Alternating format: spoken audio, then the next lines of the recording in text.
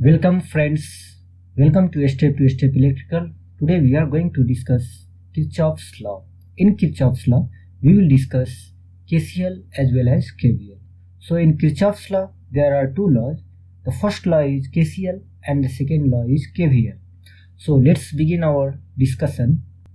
Kirchhoff's law stands for Kcl stands for Kirchhoff's current, and the statement of Kcl is the algebraic sum of currents at any junction is 0. For this, we have to understand what is junction. Junction is nothing, just the meeting point of current. For this, let's see the figure. In this figure, this black dot represents junction, and the currents I1, I2 and I3 enters the junction, and the current I4 and I5 leaves the junction. So according to the statement, the sum of these all currents is equal to 0, where at this point it means the current enters must leave the junction. Okay, for this we have to assume, we take the current that enters the junction as positive and the current which leaves the junction as negative. On the basis of our assumptions, once we add all these currents, then their algebraic sum will be 0. This equation is nothing, just the mathematical representation of this statement. And what is the application of Kcl? The application of Kcl is just to find out the value of current at any junction. As we know that the current entering is equal to the current leaving.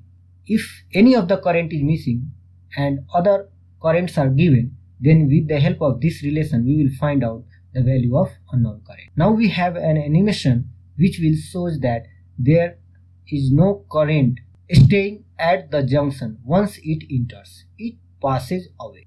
And for this there is an animation, and with the help of this animation it will be very clear. So let's see the animation. This is a point, and this point is nothing, just a junction. Now I1, I2 and I3 are the current which enters the junction, and I4 and I5 are the current which leaves the junction. And finally, we have no currents at this point. And the last thing that we have to understand, that this Kcl is based on conservation of charge. How? As we have seen here, that once the current enters, it left the junction. Finally, there is no current. It means the number of charge that enters the junction is equal to the number of charge left the junction. At the final stage, there is no any charge at this junction. That's why Kcl is based on conservation of charge. In numerical, we have to use this relation. We have to assume that the current that enters the junction as positive and the current which leaves the junction as negative. And on adding, we will get their summation as 0. So this is all about Kcl. Now we will move forward and study Kvl. Here Kvl stands for Kirchhoff's voltage law. This Kvl stands for Kirchhoff's voltage law, and the statement is the algebraic sum of all potential drops in any closed loop is 0. For this we have to understand what is closed loop. Closed loop is nothing, it is just a loop which is closed. If there is any switch, then the switch must be closed. This figure is closed. In this figure, we have 8-volt battery and 2 resistors connected in series with resistance 2 ohm and 4 ohm. The potential of the battery is given, but the potential of these resistors are unknown, and we have to find out. And how we will find out? Using Ohm's law, the potential drop across the resistor is equal to the product of the current flowing through the resistor and the resistance of the resistor. That is V equals IR. But here I is unknown. And with the help of this statement, we will find out the value of I. But it is not so simple. For this, first of all, we have to understand the sign convention. Here the sign convention is divided into two groups, one for the battery and another for the resistors. While talking about the battery, once we move from the negative terminal of the battery to the positive terminal, then the potential drop of the battery or the potential drop across the terminals of the battery is positive.